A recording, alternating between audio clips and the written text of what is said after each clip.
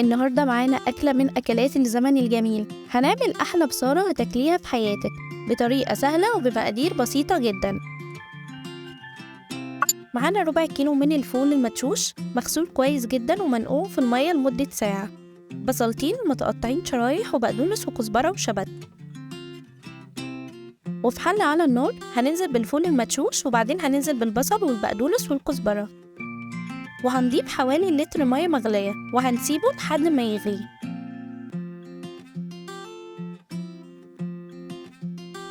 وبعدين هنحط توم مهروس وملح وكمون ومعلقة صغيرة من الشطة وهنقلبه كويس جدا.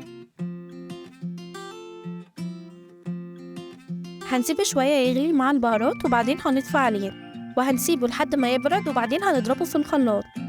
بعد ما ضربناه في الخلاط هنرجعه الحلة تاني على نار هادية لحد ما يغلي والقوام يتقل معانا.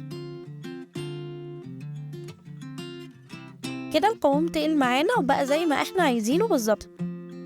هنطفي عليها وهنبتدي نجهز التقلية بتاعتها. معانا توم مهروس وكزبرة ناشفة وسمسم، وفي طاسة على النار هنضيف الزيت وهنسيبه يسخن كويس، وبعدين هننزل بالثوم ونقلبه لحد ما ياخد لون ذهبي.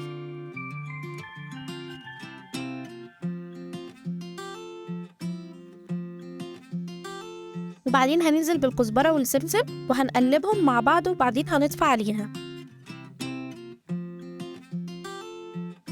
بس كده. هنبتدي بقى نقدم البصارة في الأطباق ونحط التقلية بتاعتها ونزين بيها على الوش، وكده أحلى وأطعم بصارة بقت جاهزة معانا. أكلة بسيطة وطعمها حلو جدا وسهلة وبمكونات موجودة في كل بيت. جربوها بطريقتي وقولولي رأيكم في الكومنتات، وما تنسوش تعملوا لايك وشير وتشتركوا في القناة في صفحتنا على الفيسبوك.